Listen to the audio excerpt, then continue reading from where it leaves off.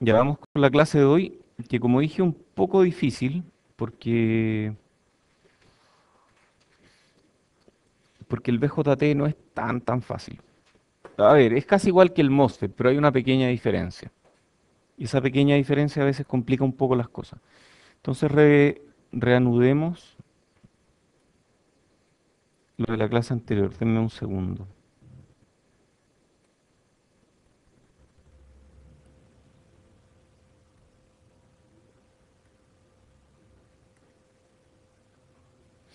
Ya hablamos algo del BJT, dijimos varias cosas. Denme otro segundo. Ah, veamos ahora. No, sigo con... estoy- Siempre me pasa esto cuando cambio de computador.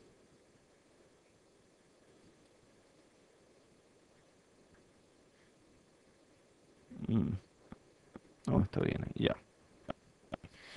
Entonces los BJT son transistores. La T del BJT es transistor, porque son válvulas que permiten o no el paso de corriente. Y además pueden controlar la corriente un poco de la misma forma como lo hacían en el MOSFET. BJT tiene varias ventajas, según yo es mucho más fácil diseñar circuitos con BJT que con MOSFET, aunque son reparecidos. Y la razón es que las ecuaciones al final son un poco más sencillas y resultan en aproximaciones más fáciles de implementar en la práctica. Em, y vamos a hablar de la física del BJT. Esto es una estructura NPN o una estructura PNP, un sándwich. Son dos diodos espalda con espalda en la práctica, pero dos diodos espalda con espalda discretos no hacen un BJT. ¿Por qué? Porque se requiere que la región de emisor sea súper dopada, ¿cierto? Aquí está súper dopada, la región de base súper delgada y la región de colector súper grande. Con esas características tenemos un BJT. Hay tres regiones de operación y una cuarta que prácticamente no la vamos a mirar. Las regiones de operación son corte, en que el transistor no pasa corriente; región activa, en que el transistor se comporta como una fuente de corriente controlada por corriente o voltaje; y región de saturación, en que el transistor se comporta más o menos como un switch, pero no es tan ideal como el switch del MOSFET, porque a diferencia del MOSFET, aquí aparece un voltaje de switch, VCE SAT, como vamos a ver después. En el caso del MOSFET, ese voltaje podía ser cero. En el caso del BJT, no es cero. Ya. Em, entonces queríamos hacer una fuente de corriente. Esto es un poco para llegar a entender cómo funciona el MOSFET. Si usamos un diodo como fuente de corriente y lo polarizamos en forma inversa, o sea, un diodo polarizado en forma inversa, es una fuente de corriente constante porque produce una corriente que es independiente del voltaje. Y eso lo vimos en esta curva. El problema es que la corriente es muy chica. Ese diodo, en realidad, es la unión CB. O sea, es este diodo de aquí. Ah, no me deja borrar. Bueno, no importa. Es este diodo de aquí el que estamos polarizando en forma inversa para producir una fuente de corriente constante. Y el truco es controlar esa corriente mediante la corriente de este diodo. Y ese sí está polarizado en forma directa. Entonces, el diodo EB, o la unión entre emisor y base, está polarizada en forma directa. La unión entre colector y base está polarizada en forma inversa. Eso es lo que dice esta lámina. BE directa, CB inversa, y con eso tenemos región activa, que es lo que nos permite amplificar. Entonces hablamos de la analogía de la cascada, ¿cierto? Da lo mismo cuán alta es la cascada, el flujo de agua que cae depende de las gotitas de agua que llegan hasta esta parte y no depende de la altura de la cascada. De la misma forma, en un BJT, la corriente no depende del voltaje inverso del diodo, sino que depende de cuántos electrones llegan hasta la unión. Y eso del número de electrones que llegan hasta la unión se puede controlar mediante otra unión, mediante la inyección de portadores de carga en la otra unión. Entonces, esto ya lo vimos, esto también lo vimos, es lo mismo que dije recién. Y lo que vamos a hacer ahora es derivar las ecuaciones. Al igual que en el MOSFET, esta derivación no me resulta súper entretenida. Digamos que es necesaria. Es necesario que sepan de dónde viene, es necesario que conozcan. Y bueno, está en el programa, así que tiene que estar en la materia.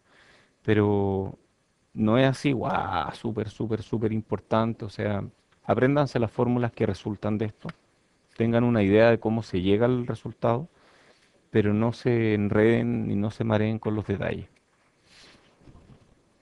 Entonces, cuando VBE es mayor que cero, tenemos este diodo polarizado, esto es E, esto es B, este diodo está polarizado en forma activa. Entonces hay huecos que se difunden de aquí, desde la región P hasta la N, y electrones que van desde la región N hasta la P. Nosotros nos vamos a fijar en esos electrones que son mayoría en esta corriente, porque el dopaje del emisor es muy alto. Entonces la gran mayoría de la corriente es debida a electrones. Si se fijan, la corriente de huecos aquí es chiquitita, mientras que la corriente de electrones es enorme. Entonces nos vamos a fijar en esa corriente de electrones. Y esa corriente de electrones, em, bueno, en estos ejercicios de materiales semiconductores o de física de semiconductores, lo que hay que hacer es establecer las condiciones de borde en las uniones y luego resolver entre medio. Y la condición de borde es que en este punto, esto es un gráfico de distancia, x, donde esto es x igual 0. En este gráfico, aquí estamos en la región de la base, en esta región que está aquí. Y en la base es tipo P, por lo tanto está llena de huecos. Por lo tanto, si hay electrones, esos electrones eventualmente se recombinan. Y lo ideal es que no se recombinen, entonces ponemos una base muy delgada y al ser delgada la base los electrones alcanzan a pasar. Las condiciones de borde nos dicen que aquí existe una concentración de electrones NP de cero, donde esto es cero. Y aquí existe una concentración de electrones nula. Entonces vamos a calcular cómo cambia esa concentración aquí. Y ese gradiente de concentración, según habíamos visto cuando hablamos de diodo, los gradientes de concentración producen corrientes no eran de desplazamiento, porque es de difusión, sí. Entonces esto va a producir una corriente de difusión, va a mover electrones. Y esa es la corriente que vamos a tratar de calcular.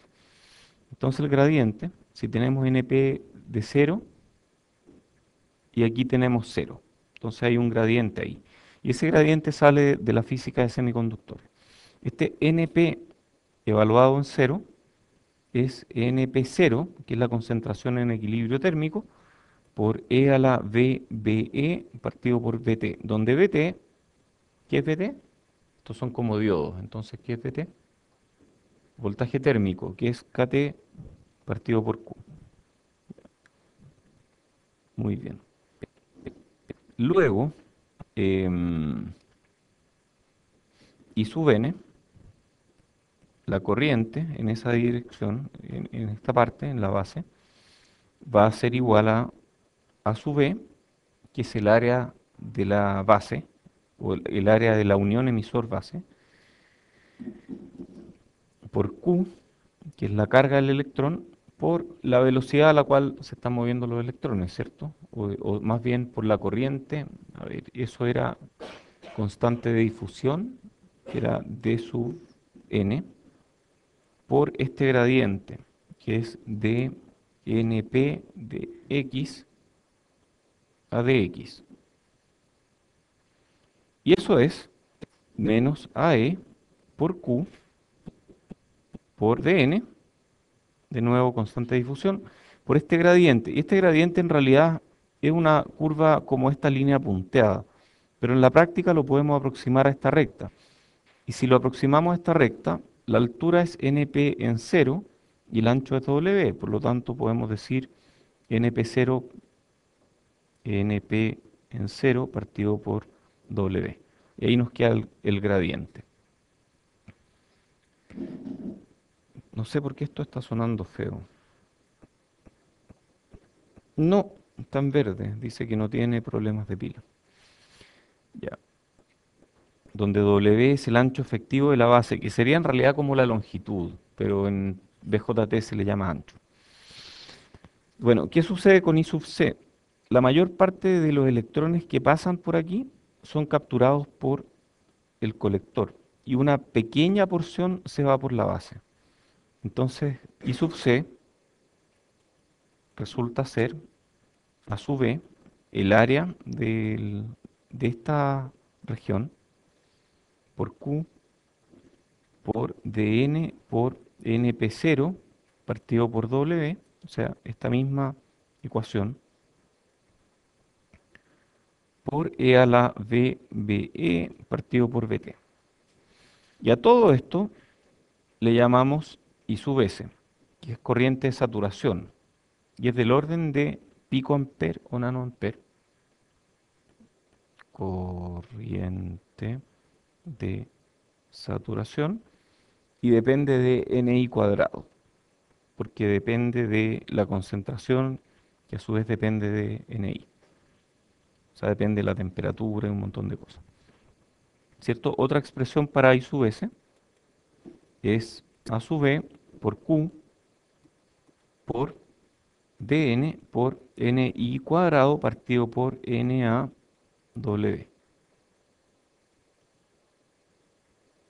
donde este es el número de aceptores en esta región. Ok, entonces con esto ya tenemos la primera ecuación que nos va a servir. I sub C es I sub S, ¿cierto? I sub C es I sub S por E a la VBE partido por VT. Esa ecuación vale la pena recordar.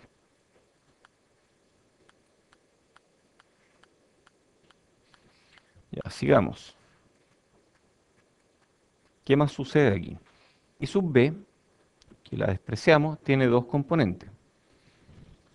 La corriente de huecos difundidos de la base al emisor y la corriente de huecos del colector. Y vamos a llamarle IB1 a la primera e IB2 a la segunda.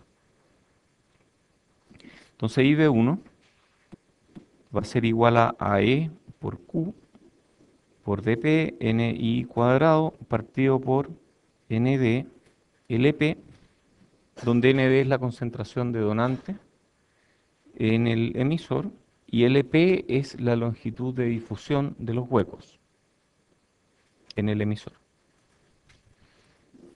Mientras que I sub B2 es igual a Qn, la carga total de electrones que hay en la base, partido por tau sub B, que es el tiempo medio de recombinación de esos electrones. Porque se están recombinando, ¿ah? Y eso produce un gradiente, y ese gradiente es lo que mueve electrones finalmente.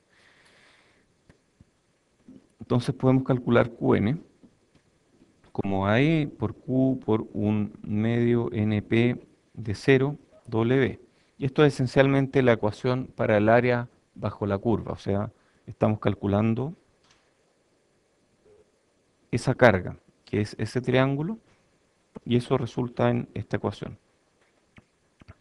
Y eso es igual a E por Q por W NI cuadrado partido por 2 NA, todo esto por E a la VBE partido por VT. Entonces IB2 resulta ser un medio AE Q W NI cuadrado partido por tau B NA, todo esto por E a la VBE partido por VT. Y luego I sub B es la suma de I sub B1 más I sub B2. Entonces I sub B se puede llegar a la siguiente expresión, va a ser I sub s, donde I sub s es esta fórmula que está aquí,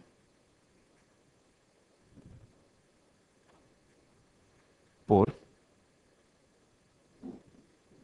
dp partido por dn, por na partido por nd, por w partido por lp, más un medio w cuadrado partido por dn tau b, todo esto por e a la bbe partido por bt. Ya, eso es I sub b.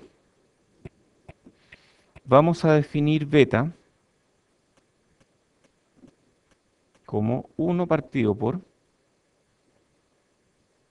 todo eso. dp partido por dn, por na partido por nd, por w partido por lp, más un medio por w cuadrado partido por dn tau b. Eso es beta. Y ese beta, ¿qué es el beta? El beta es un parámetro muy importante en un transistor. Por lo tanto, I sub b es I sub c partido por beta. Este debería ser minúscula, ¿cierto? O I sub c es beta veces mayor que I sub b. Entonces, de aquí salen varias ecuaciones, ¿cierto? O sea, si yo tengo un transistor, tengo I sub b, tengo I sub c, y aquí tengo I sub b. ¿Cuánto es I sub b? Si este transistor no está acumulando carga, I sub b va a ser I sub b más I sub c. Es la suma de los dos. Entonces I sub b va a ser igual a I sub b más I sub c, que es beta I sub b. Entonces 1 más beta. Ajá, ya. Empiezan a aparecer cosas aquí. Y también es I sub c por beta más 1 partido por beta.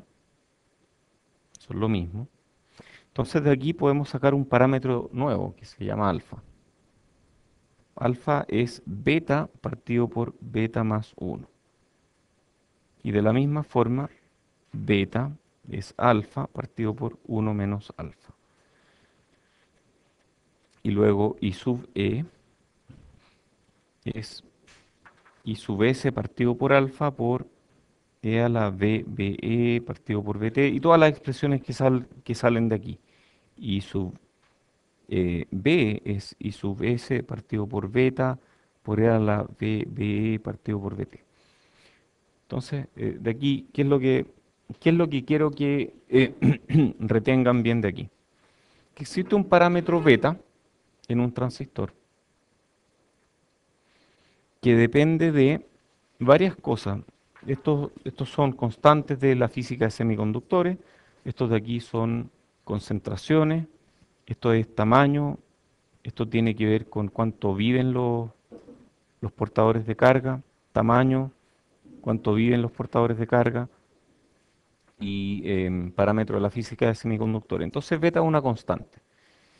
Y en un transistor bipolar, beta típicamente es del orden de muchas decenas, posiblemente 100 o incluso 200 o incluso más. Entonces vamos a hablar de que beta es del orden de 100, si quieren. Y alfa es del orden de 100 partido por 101. O sea, alfa es casi 1. Alfa es casi 1, pero es menor que 1. Alfa es menor que 1, pero alfa es casi 1. Y con eso ya tenemos una idea de que I sub c es beta veces más grande que I sub b.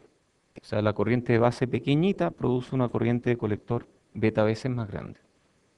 O sea, como que está amplificando corriente, ¿ah? Por un factor que es más o menos constante, porque beta es más o menos constante. Lo malo de beta es que no está muy bien definido. O sea, si yo tomo dos transistores idénticos y mido beta, voy a medir betas distintos. Entonces beta no es un buen parámetro para diseñar un amplificador porque beta va a cambiar entre diferentes transistores. Lo ideal, un buen circuito, un buen diseño, no depende de beta. Un buen diseño no tiene beta en ninguna ecuación.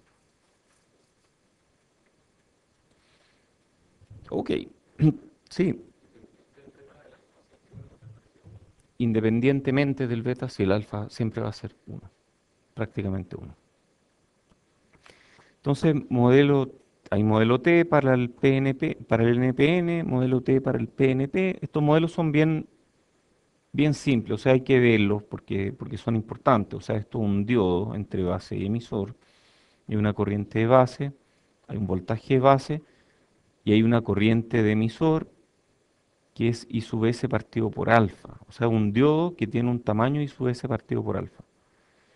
Y la corriente colector va a ser I sub S por E a la B, B partido por BT.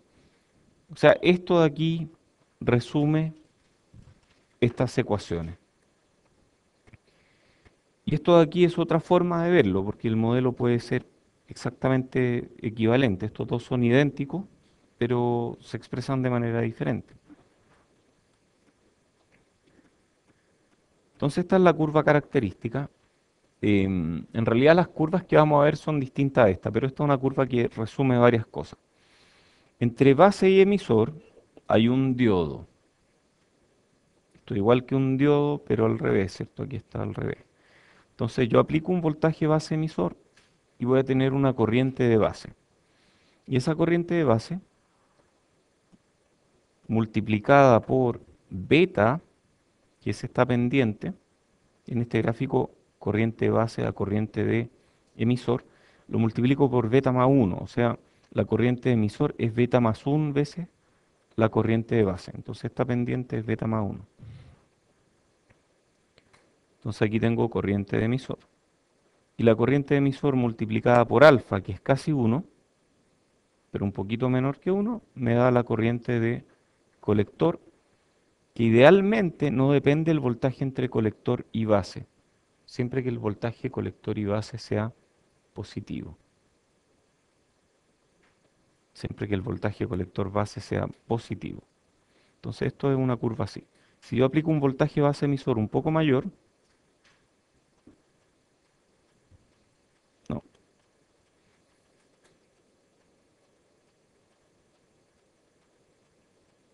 no me salí. Oye, no es menor lo que estoy haciendo ahora. Es súper difícil llegar a un punto de equilibrio aquí porque esto es un diodo. Y esto tiene consecuencias circuitales. Cuando uno diseña algo a veces no es fácil definir el voltaje base emisor porque pequeños cambios en el voltaje base emisor producen grandes cambios en la corriente. Entonces yo tengo una corriente de colector. Entonces estas son diferentes corrientes de colector que no dependen del voltaje de colector base. Todavía no llegamos a la curva que quiero que se aprendan. Esto es algo que es un paso intermedio. Entonces este es el resumen en gran señal. Y esta lámina sí la deberían conocer súper bien. Entonces hay tres modos de operación, pero aquí vamos a mirar el modo de operación activo, donde la unión base emisor está en directa, la unión base colector está en inversa. Y esta ecuación es obvia. Corriente de emisor es la suma de las corrientes de colector y corriente de base. ¿Por qué? Porque en un transistor, base, colector, emisor. La suma de estas dos da la corriente de emisor. Esta es importante. La corriente de colector es una exponencial. Esta hay que saberla. Hay que saber esta. Y hay que saber... Yo creo que con esa ya tienen todas las demás. De ahí ya pueden sacar todas las demás. Bueno, y esta también es importante, pero... Y esta también. Y esta. No, pero estas de aquí yo no me las sé.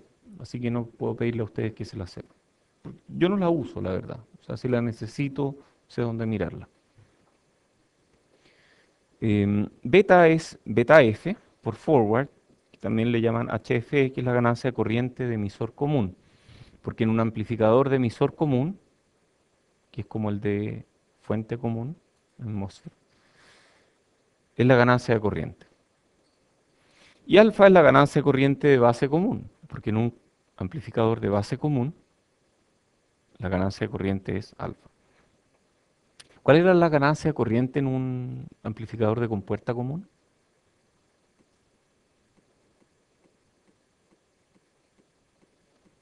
Toda la corriente de fuente aparecía en el dren, por lo tanto la ganancia era 1.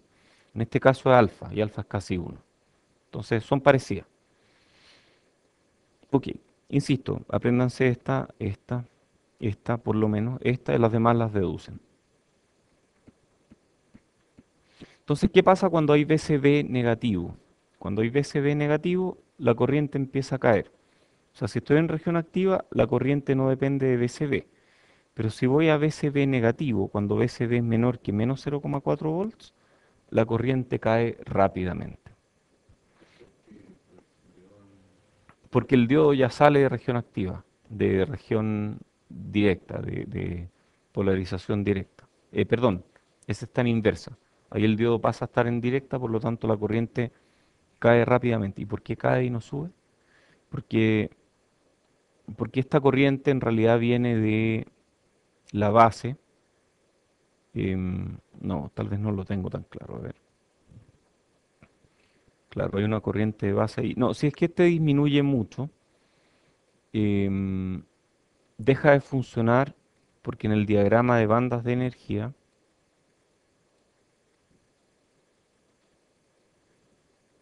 este nivel, no, perdón, este nivel sube mucho. Que eso es lo que significa que baje mucho el voltaje de colector. Y cuando eso ocurre, esto ya deja de funcionar en región activa. Pasa a otra región que le llamamos región de saturación.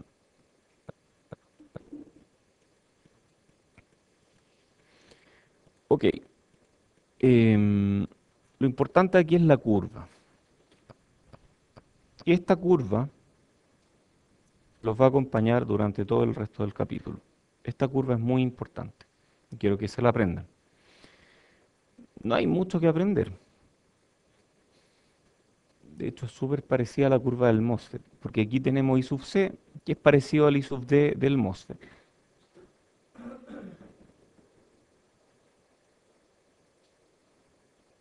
Aquí tenemos BCE, que es parecido a BDS.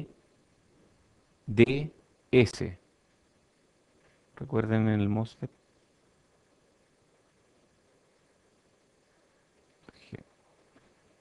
Esto es como BDS.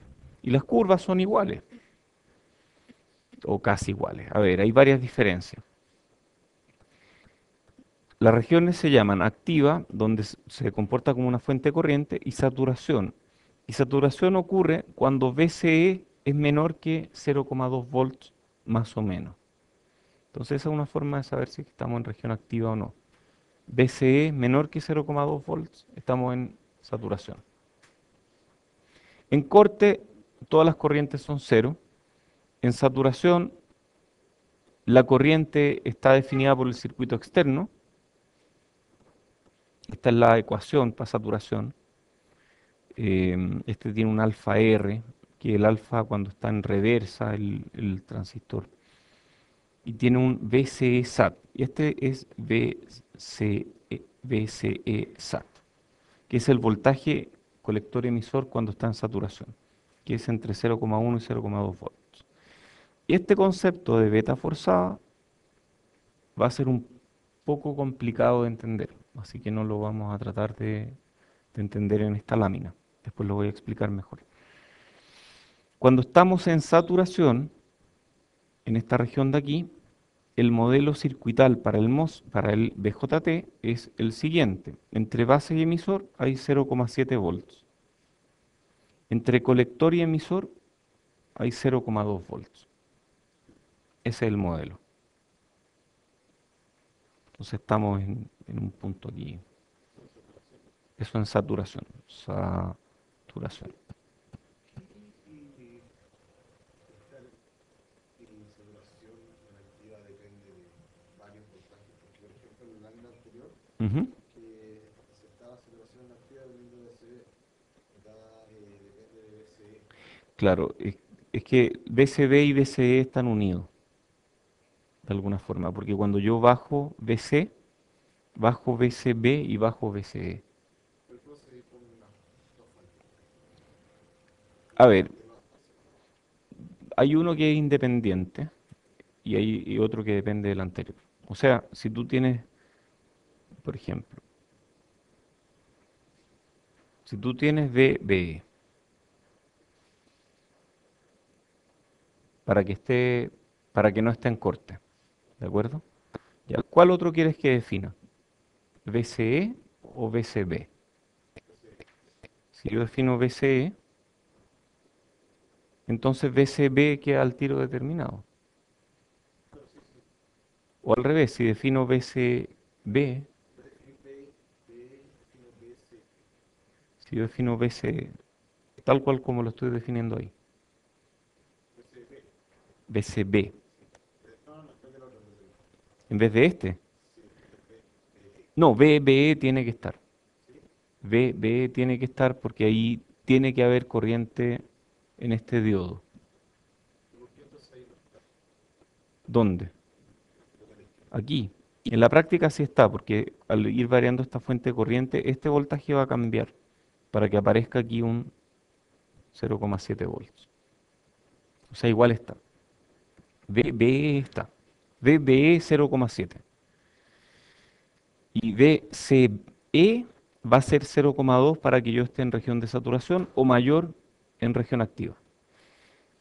Em, Beta forzada. Este es un concepto un poco raro que en los apuntes que les voy a pasar el fin de semana debería quedar más o menos claro.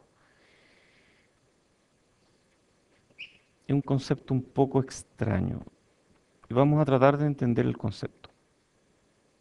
Yo dije, y no me arrepiento de lo que dije, que I sub C es beta veces mayor que I sub B. Eso dije, ¿cierto? ¿Estamos todos de acuerdo? Ya. Déjenme ver cómo lo explico en esta lámina.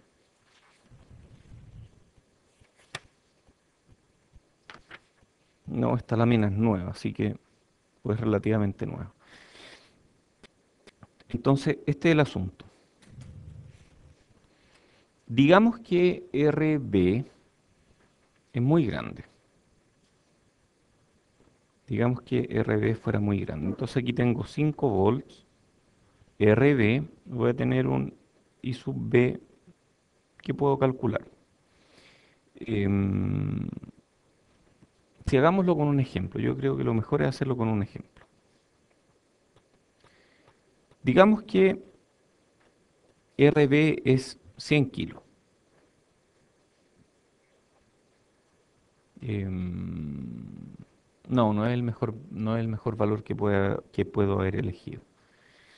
Digamos que es 43 kilos, que es para hacerlo un poco más fácil.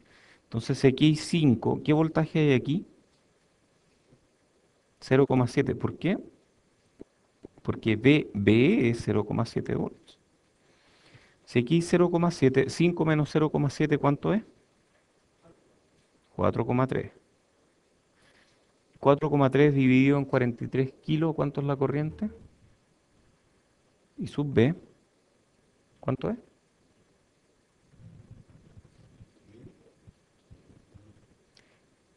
Son 100 micros, ¿cierto? 100 microamperes. Ya, y digamos que beta igual 100. Si beta igual 100, entonces I sub C, ¿cuánto es? Beta por I sub B, 100 veces mayor que 100 micro. O sea, va a ser algo así como 10 mili. Todos de acuerdo, ¿no? 10 miliamperes. Ah, estoy en el límite. Mala cosa, elegí mal el valor. Ya, sí, sí, es que Ya, cambiemos este mejor. Cambiemos este, digamos que este es 500 ohms. ¿Ok? Disculpen, pero es que eso es lo que pasa cuando uno improvisa. Entonces I sub C es 10 mili. Hasta aquí estamos todos de acuerdo, ¿no? ¿Sí? BE es 0,7 porque esto es como un diodo polarizado en forma directa. Entonces ese es 0,7. Ya, y a partir de ahí calculamos I sub B, que nos dio 100 micros, y luego lo multiplicamos por beta, y nos dio I sub C es beta veces I sub B, y es 10 miliamperes. Y si I sub C es 10 miliamperes, ¿qué voltaje hay en C? ¿B sub C cuánto es? ¿Cómo calculamos BC? 10 volts menos 500 por 10 mili. ¿Y eso cuánto es? 5 volts. O sea, vamos a estar BSE, ese es BC, que BCE es 5 volts. Estamos aquí, con una corriente de I sub C igual 10 miliamperes. ¿De acuerdo? Aquí estamos. Perfecto. ¿Alguna duda de esto? ¿Algo raro, algo que les llame la atención, que haya sido extraño? Ya, vamos a hacer el ejercicio de nuevo, pero esta vez, en vez de 43 kilos, voy a cambiar RB y le voy a poner 4,3 kilos. Entonces, si I sub B va a ser igual a, vamos a hacer RB igual caso 2, 4,3 kilos. Si RB es 4,3 kilos, I sub B va a ser 5 menos 0,7, 4,3 partido por 4,3 kilos. ¿Y eso es, cuánto es? 1 miliamperes. Perfecto, ahora yo voy a multiplicar por beta para calcular I sub C. I sub C es beta I sub B, y beta I sub B va a ser 100 mili, ¿cierto? ¿Todos de acuerdo, no? ¿Sí? 100 mili. Y luego calculo BC, 10 volts menos 500 ohm por 100 mili. ¿Y eso cuánto da? Menos 40 volts. Ya, excedimos el riel inferior. ¿Es posible que esto me dé menos 40 volts? No, imposible. No puede ser menos 40 volts. Entonces la corriente I sub B, I sub C, que originalmente debía ser beta veces mayor que I sub B, saturó. No alcanzó a llegar a ser beta veces mayor que I sub B. Satura. I sub B, I sub C, perdón, satura. Satura en un valor menor que el beta veces I sub B. ¿En cuánto satura? ¿Cuánto es I sub C? ¿Podemos calcularlo? ¿Cuánto es I sub C?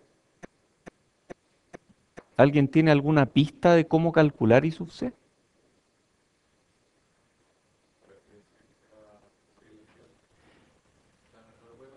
No, no puede pasar el riel inferior, va a ser cercano al riel inferior. De hecho, en la lámina anterior dijimos que BCE en saturación es 0,1 a 0,2. Entonces nosotros partimos de BCE SAT igual 0,2 volts. Por lo tanto, si estoy en saturación, BCE SAT es 0,2 volts. Por lo tanto, BC es 0,2 volts. Por lo tanto, I sub C, ¿cuánto es? ¿Cómo calculo I sub C? Si este es 0,2, ¿cómo calculo I sub C? 10 menos 0,2 partido por 500. ¿Y eso cuánto da? 9,8 partido por 500 es como, ¿cuánto es? Es como 9,8 partido por 1000 por 2 o algo así, ¿o no? O sea, es como 19,6 mili, ¿sí? Ya. Y sub C me dio 19,6 mili. Y sub C es mucho menor que beta veces I sub B. ¿Todos de acuerdo, no? Porque beta veces I sub B era 100 mili y esta cosa resultó ser casi 20 mili. Cuando ocurre esto, cuando estoy en saturación, beta ya no vale. Entonces aquí dice, en región activa, beta tiene validez. En región de saturación, beta no vale, porque la corriente satura antes. Entonces hay un concepto que se llama beta forzada, que por definición, esto es un concepto súper mula, yo lo encuentro terrible mula, pero al menos nos da un lenguaje que nos permite conversar. Beta forzada es la razón entre I sub C en saturación partido por I sub B. Y por supuesto siempre es menor que beta. ¿Cuánto es beta forzada aquí? I sub C saturación es 19,6 miliamperes partido por ¿cuánto es I sub B? 1 miliamper. Y eso nos da 19,6.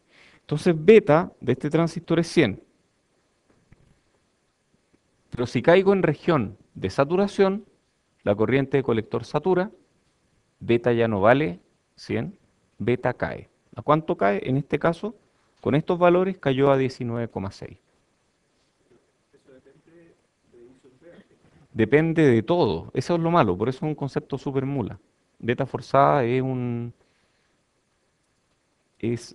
digamos, un artificio. Es un artificio matemático para decir en cuánto queda beta dado todo lo demás. ¿De acuerdo?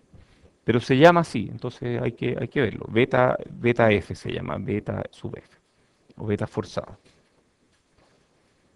Ya. ¿Preguntas del concepto de beta forzada?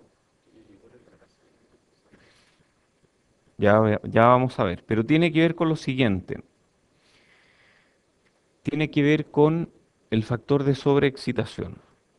em, que lo vamos a ver después, creo. No, no lo vamos a ver después, lo vamos a ver ahora. Aquí está. No, no está aquí. El factor de sobreexcitación, que no recuerdo qué letra tiene, factor de sobreexcitación o factor de sobresaturación es beta partido por beta forzada. Y tiene que ver con cuán profundo en la región de saturación me encuentro. ¿Y por qué es relevante? Porque yo a veces quiero que un circuito opere en región de saturación. Por ejemplo, cuando quiero encender y apagar un motor, yo no quiero estar en región activa. Yo quiero que VC sea lo más chico posible para que el motor tenga la mayor cantidad de voltaje posible. Y si yo quiero que VC sea chico, quiero asegurarme de estar en saturación. Y yo no voy a darle la corriente de base justa para llegar a saturación. Voy a pasarme en alguna cantidad importante. Beta partido por beta forzado tiene que ver con cuán profundo, cuán seguro estoy de estar en región de saturación. Si beta es igual a beta forzada, estoy justo al borde de la región de saturación. Pero si beta es el doble de beta forzada o beta forzada es la mitad de beta, es porque estoy más o menos seguro. Cuando uno quiere estar súper, súper, súper seguro de estar en región de saturación, uno aplica un beta partido por beta forzada del orden de 10. O sea, ahí estamos súper seguros que estamos profundamente en saturación. Sí, Pero estos para usarlos como interruptores igual son como re malos porque si me interesa utilizarlo en saturación, de voltaje tengo bien tienes, poco rango para... no, y además tienes que invertir corriente de base. Pero considera que estos son los dispositivos discretos más comunes en Chile, por lo menos. O sea, si tú vas a Casa Royal y quieres un transistor, te venden BJT. Pero, o sea, por ejemplo, en los MOSFET yo podía hacer casi, o sea, yo podía ser medio arbitrario yo podía definir o sea, mi región de trigo, entonces es muchísimo mejor para ese, Bueno, el MOSFET es mejor switch. Eso es lo que tú me estás diciendo. ah, claro, que como que esto tendría re poco sentido utilizarlos para ese switch. Ya. Bueno, es por eso que los MOSFET se usan mucho en circuitos digitales y los BJT no tanto, porque los MOSFET son mejores switch. Para usar un BJT en circuitos digitales hay que usar circuitos anexos. O sea, un inversor no basta con hacer esto, invierte, pero el voltaje aquí no llega a los rieles.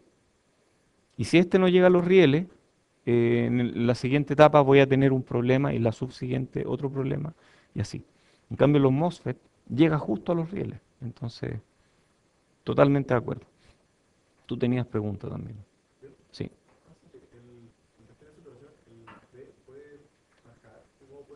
Beta. Beta forzada es beta en saturación. Y es menor siempre que beta.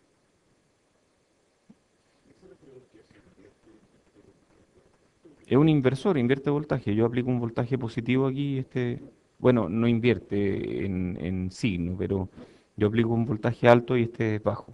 O sea, tiene una curva de transferencia así. Ok, es un NOT. Entonces estas son las curvas características que quiero que se aprendan. Estoy repitiendo lo mismo de antes. I sub C versus BCE. En región activa estas son planas y dependen de VDE. Oye, y fíjense que se van separando, ¿ah? Al principio están bien juntas y al final se separan más. ¿Por qué será eso? Más que cuadrático, es exponencial. Depende recuerden que I sub C es I sub S por E a la B, BE partido por BT. Entonces, esta característica exponencial hace que crezca mucho la corriente con pequeños cambios de BE. Uy, eso es casi la definición de transconductancia. O sea, esto debe tener una súper buena transconductancia, ¿no? Sí, después lo vamos a ver, ya. Tenías preguntas.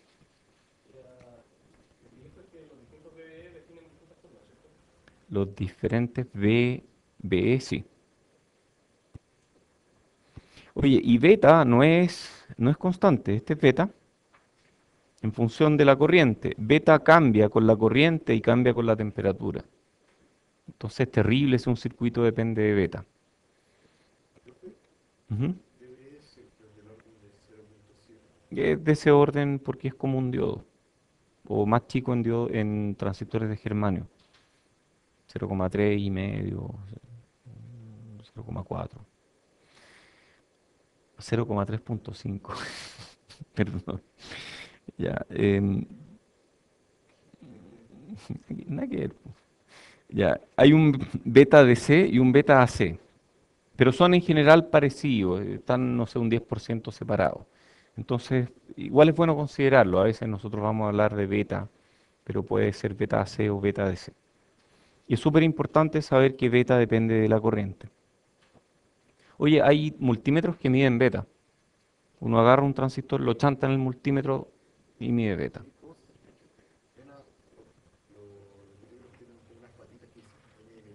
NPN o PNP. En eso. Y uno pone el transistor y mide beta. ¿Sí? Mide beta DC. Pero beta depende de la corriente, entonces hay que mirar bien en el manual para qué corriente mide beta. Pero debe ser un mili o 10 mili de ese orden. Un mili yo creo. Ya. ¿Cómo determinar? Esto es importante, esto es como una receta de cocina. ¿Cómo determino si el BJT está en región activa o está en saturación? Entonces la receta de cocina es asumir un supuesto y luego comprobarlo. Entonces primero, por ejemplo, asumo que estoy en región activa, calculo corriente y voltaje, que fue lo que hicimos en este ejemplo. ¿Se fijaron? Este fue un ejemplo, ¿ah? Aunque no lo hayan visto así, esto fue un ejemplo. Asumimos que estaba en región activa en el caso 2, lo asumimos, y después calculamos voltaje y corriente y nos dimos cuenta de que no salíamos de los rieles. Entonces llegamos a una contradicción, por lo tanto decidimos que estamos en región de saturación. Em, Estoy en activa cuando VCE mayor que 0,2 volts en un NPN o cuando VCE menor que menos 0,2 volts en un PNP. Esta es la condición que yo más uso. Esta es la condición complementaria, pero son esencialmente lo mismo. Si el transistor está en saturación, hay varias cosas extra que yo puedo hacer. Por ejemplo, calcular cuán saturado está. Entonces calculo voltaje y corriente y calculo beta forzada, que es la corriente de colector en saturación partido por I sub B. Y confirmo que beta forzada es menor que beta.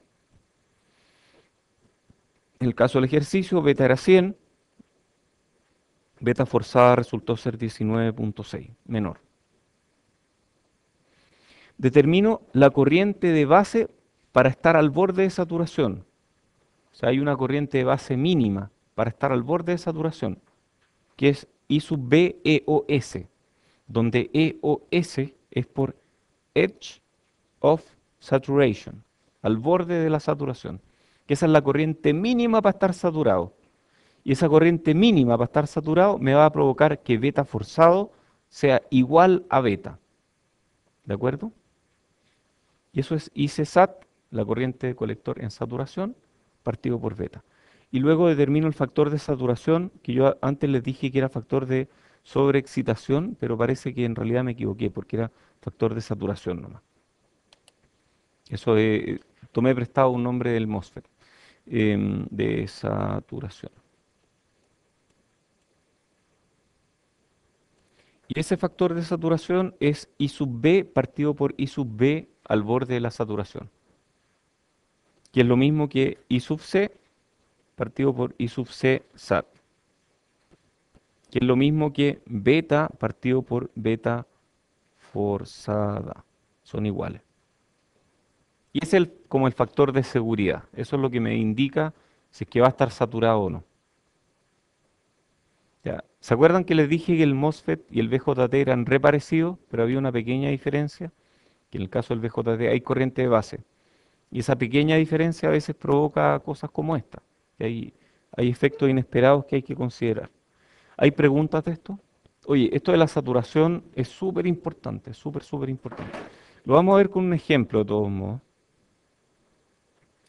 Em, Aquí hay ejemplo en saturación. Ah, miren, sobreexcitación. Ajá, el factor de saturación. Ya. Ok, veamos ejemplo entonces. Polarización. ¿Qué es polarización? El establecimiento de las corrientes y voltajes para que el BJT esté donde queremos que esté. En región activa, en corte o en saturación. Entonces aquí hay un ejemplo. Hay un ejemplo con una recta de carga provocada por este Thevenin. Este Thevenin me produce esta recta de carga que está aquí. Y yo ajusto VBE. Y para diferentes VBE estoy aquí en región activa, pero no tan, digamos que estoy más cerca de la saturación. Aquí estoy en el borde de la saturación y aquí estoy definitivamente en saturación. Y cuando estoy aquí, en realidad el voltaje va a ser del orden de 0,2 volts. Entonces uno tiene que elegir la polarización correctamente. Veamos un ejemplo en región activa. Entonces el ejemplo dice, determine voltajes de nodo y corrientes de rama a suma beta igual 100. Entonces este es menos 10 volts. ¿Qué voltaje hay aquí? 0. ¿Me dieron vuelta este transistor? Es un PNP. Por lo tanto, los 0,7, ¿dónde aparecen?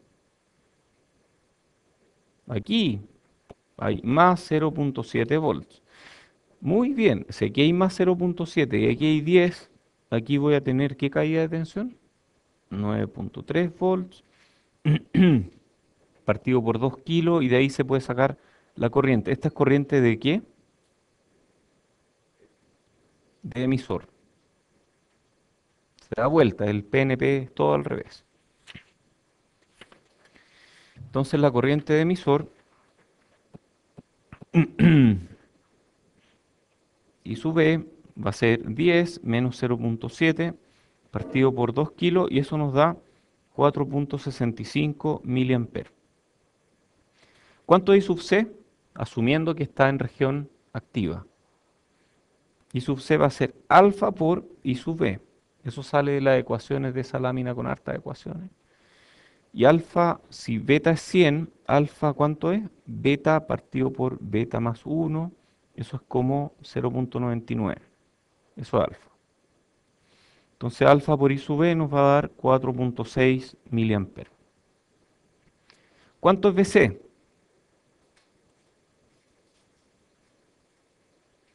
BC va a ser igual a menos 10 volts más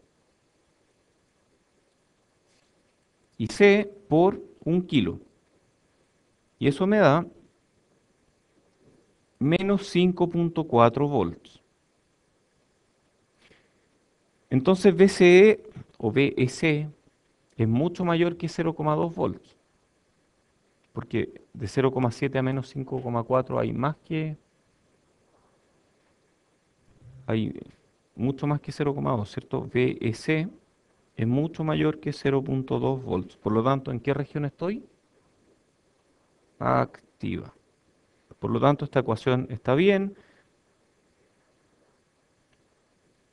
¿Y cuánto es I sub B? Podemos calcular I sub B, ¿o no? ¿Dónde está I sub B? Ahí, I sub B. Oye, ¿puede haber I sub B? Si es que estoy llegando a tierra aquí y este voltaje es cero, ¿puede haber I sub B? Hay 0 volts aquí, ¿cómo va a haber I sub B? Ah, ya. O sea, I sub B. Ya, me convencieron. ¿Cuánto es I sub B? Es I sub B partido por beta más uno o I sub C partido por beta y eso da 0.05 miliamperios. Y listo, con eso tenemos resuelto el ejercicio. No, no, no, esta es tierra. Esa es tierra. O sea, este está a 0 volts. I sub B, esto está a 0, ¿sí?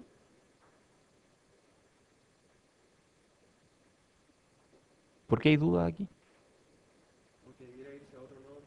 No, no, no, este es tierra. Este es el nodo de tierra. O sea, este B más,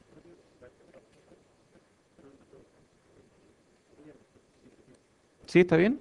10 volts, tierra.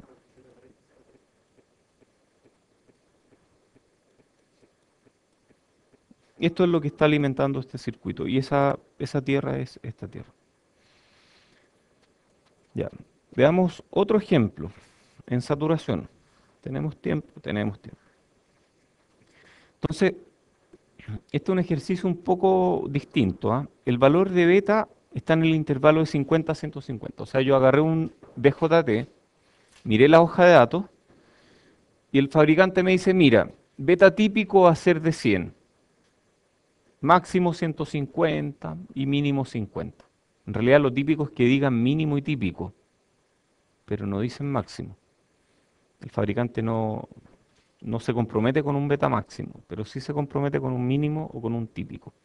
Pero ya, digamos que en este caso hay un mínimo y un máximo, que son 50 hasta 150. Ese va a ser el beta, el rango de beta que yo voy a obtener si es que compro en Casa Royal muchos de estos transistores. O sea, si es que yo voy a Casa Royal y compro un montón de estos y los mido y luego hago un histograma de beta, voy a obtener algo así, que va a ir entre 50 y 150. Entonces voy a obtener un montón de betas distintos. Beta. No, perdón, beta está aquí y esto es ¿cuántos? Números. Ya, entonces el valor de beta está en este intervalo. Determine R sub B tal que el valor el factor de saturación sea mayor que 10. ¿Por qué podría querer esto? Por ejemplo, si esto fuera un motor o fuera algo que yo quiero switchar entre tierra y, y- y este voltaje. O sea, yo quiero cambiar este nodo, tirarlo a tierra rápidamente para que esta resistencia se vea sometida a lo más parecido a 10 volts. Entonces, quiero estar seguro de que estoy en saturación. Ese es el tema. No basta con estar al borde de la saturación. Entonces, cuando yo esté en saturación y sub C saturación, ¿cuánto va a ser?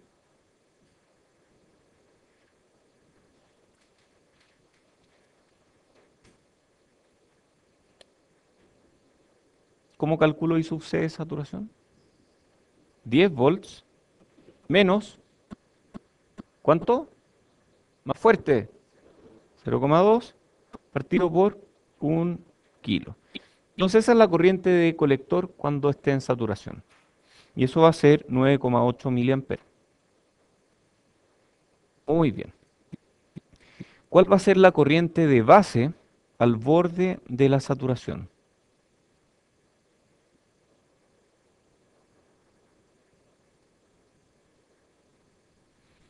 Va a ser I sub C sat partido por beta, ¿cierto?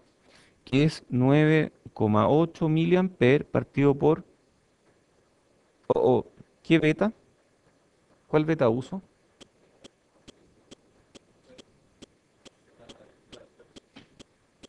Porque beta puede ser entre 50 y 150. ¿Qué valor pongo aquí? Ya, el peor caso. ¿Cuál es el peor caso? ¿Cuál es el peor beta para saturar este transistor? El más chico. ¿Por qué el más chico?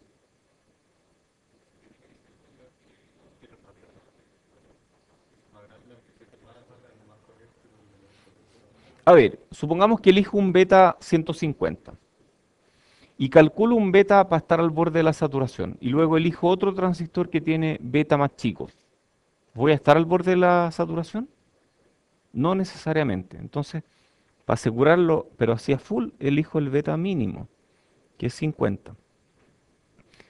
Y en ese caso me da 0,196 miliamperes. Entonces, esa es la corriente de base que me va a asegurar que voy a estar al borde de la saturación para el peor caso de beta igual 50. Si beta fuera 150, voy a estar saturado, con un factor de saturación 3. Pero para este beta que está súper bajito, voy a estar al borde de la saturación. Entonces, si hago un I sub B mayor que este valor, estoy seguro de que estoy saturado. Ya. Entonces, lo que aquí me dicen es que tenga un factor de saturación mayor que 10. Entonces, yo voy a hacer un I sub B igual 10 veces por I sub BEOS. O sea, yo quiero que haya 1,96 miliamperes. Con 1,96 miliamperes y beta igual 50, voy a estar súper saturado. Y con beta igual 150 voy a estar 3 veces súper saturado. Entonces no hay problema. En cualquier caso voy a estar saturado. ¿Ok? ¿Cómo calculo ese I sub B? 1,96 mili. Entonces tengo que calcular RB. ¿Cuánto es RB? 5 menos 0,7 partido por I sub B, 1,96 miliamperes. Y eso da 2,2 kilos. Y con eso estoy seguro de que está saturado.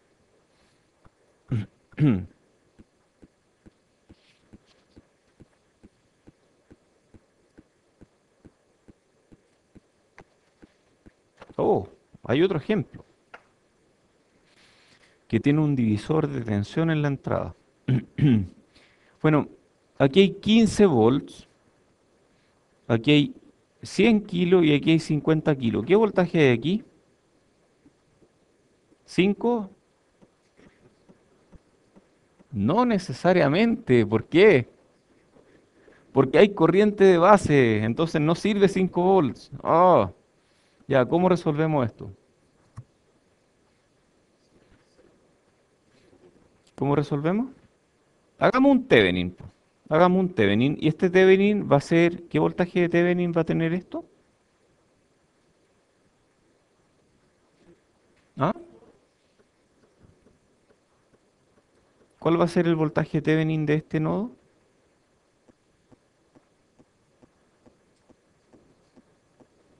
5, 5 volts. ¿Y cuál va a ser la resistencia Thevenin de esto? ¿Cuánto? 50 kilos paralelo 100 kilos. Ya, y eso va conectado al transistor.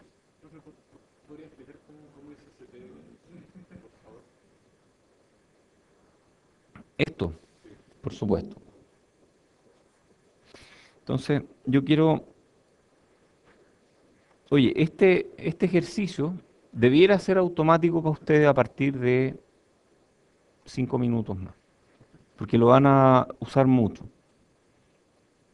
50 kilos, 100 kilos, 15 volts. Esto, según Thevenin, que no es quien hizo el teorema de Thevenin, em, según Thevenin, esto es igual a esto otro. Y yo quiero calcular qué voltaje hay aquí y qué resistencia hay aquí. Ya, ¿qué voltaje de Thevenin tiene esto? ¿Cómo se calculaban los Thevenin? Uy, ya se me olvidó. Ah, en circuito abierto. Entonces, si esto está en circuito abierto, o sea, si no lo estoy conectando a nada más, ¿qué voltaje tengo aquí? 5. ¿Y cómo llegamos a 5? Divisor de tensión nomás. 15 por 50 partido por 150. Eso me da 5 volts. ¿De acuerdo? Ya, ¿y cuál es la resistencia de Thevenin? La resistencia de Thevenin es la resistencia vista por este nodo cuando apago todas las fuentes independientes. Y si yo apago todas las fuentes independientes, estos 15 volts se convierten en cero. Por lo tanto, estas dos resistencias quedan en paralelo. Entonces, esto que tenía dos resistencias en serie se convierte en un Thevenin donde estas dos quedan en paralelo. 50 kilos, paralelo 100 kilos. Ese es el Thevenin que está en la base de este transistor.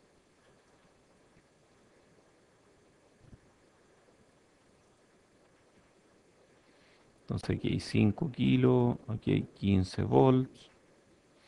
Y de aquí uno puede calcular varias cosas. Bueno, este paralelo es 33,3 kilos.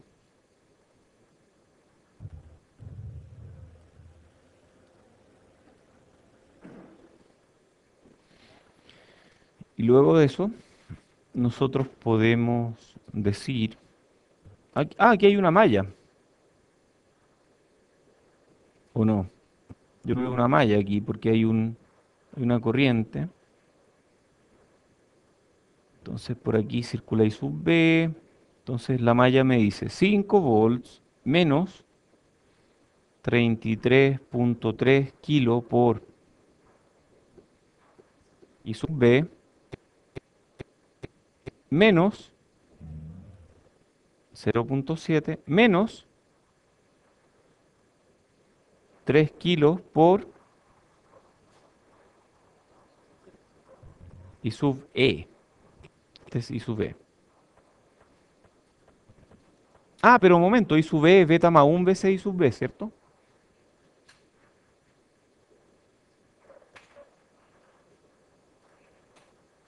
Ya. Oye, qué choro, porque quedaron dos términos con I sub B.